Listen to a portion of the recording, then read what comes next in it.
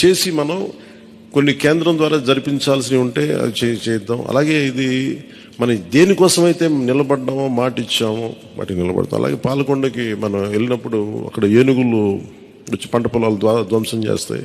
ప్రతి చిన్న చిన్న సమస్య, అలాగే irrigation projects, minor irrigation projects వీటికి చాలా తక్కువ నిధులతోటి 20-25 కోట్లతో అయిపోయే పనులు చాలా ఉన్నాయి. అండ్ మేజర్గా మన ఎలక్షన్స్లో మనం చెప్పింది విద్య, వైద్యం, ఉపాధి, సాగునీరు, తాగునీరు అండ్ లా అండ్ ఆర్డర్. ప్రజల మాన ప్రాణ ఆస్తుల సంరక్షణకి మనం చాలా చాలా జవాబుదారీతనంగా ఉండాలి. అలాగే మనకిచ్చింది ఇది, ఎందుకంటే నెక్స్ట్ జనరేషన్ వచ్చింది, అది మనందరం అర్థం చేసుకోవాలి. పాత తరం రాజకీయాల్లాగా కూర్చోబెట్టి మన పవర్ని ఎక్సర్సైజ్ చేస్తామంటే కుదరదు. ఎందుకంటే ప్రజలు ఎంత మద్దతుగా నిలబడ్డారో వాళ్ళు అంతే బలంతో మనం నిలదీయగలరు. అది మనం దయచేసి మర్చిపోతుంది. నాతో సహా నేను మర్చిపోదాన్ని.